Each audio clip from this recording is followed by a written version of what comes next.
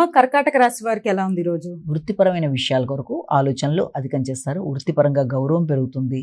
శ్రద్ధ, శ్రమ పెరుగుతాయి. అయినప్పటికీ కూడా వృత్తిపరంగా స్ట్రెస్ అనేది చాలా అధికంగా ఉండే అవకాశం ఉంది. అంటే ఒత్తిడి అధికంగా ఉంటుంది. వృత్తిపరంగా నూతన నిర్ణయాలు తీసుకుంటారు. నూతన అవకాశాలు వచ్చినా వాటిని సద్వినియోగపరుచుకునే విషయంలో 1-10 సార్లు ఆలోచించుకోవడం బట్టి ఏ నిర్ణయాన్ని పూర్తి స్థాయిలో తీసుకోలేక కొంత ఘర్షణాత్మకంగా ఉంటుంది.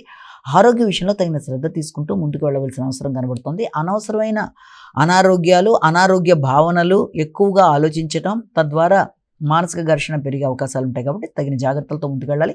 ముఖ్యంగా మీ యొక్క తోబుట్టువులతో మాట్లాడేటప్పుడు కానీ, దూర ప్రదేశాల్లో ఉండే వ్యక్తులతో మార్కెటింగ్కి సంబంధించిన విషయాల్లో, ఆన్లైన్ మార్కెటింగ్ లాంటివి, కొనుగోలు అమ్మకాలు లాంటివి చేసేప్పుడు కానీ తగిన జాగ్రత్తలతో ముందుకు వెళ్ళాలి. సింహరాశి.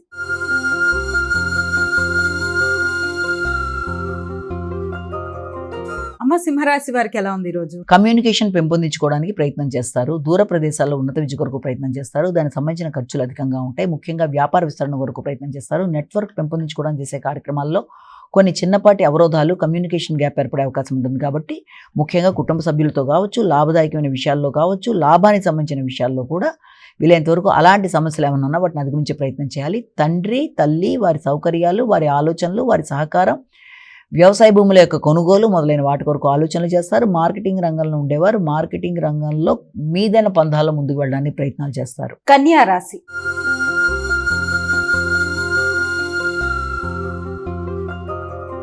అమ్మ, కన్యా రాశి వారికి ఎలా ఉంది ఈరోజు? కన్యారాశి వాళ్ళ విషయాన్ని తీసుకున్నట్లయితే కన్యారాశి వాళ్ళకి ఆరోగ్య సంబంధమైన విషయాల్లో దృష్టి కేటాయించాలి. ముఖ్యంగా మీ యొక్క సమయానికి, వేళకి ఆహార స్వీకరణ విషయం మాత్రమే కాకుండా ప్రయాణాలకు సంబంధించిన విషయాల్లో, నూతన ఆలోచనలకు సంబంధించిన విషయాల్లో తగిన విధంగా జాగ్రత్తలతో ముందుకు వెళ్ళాలి.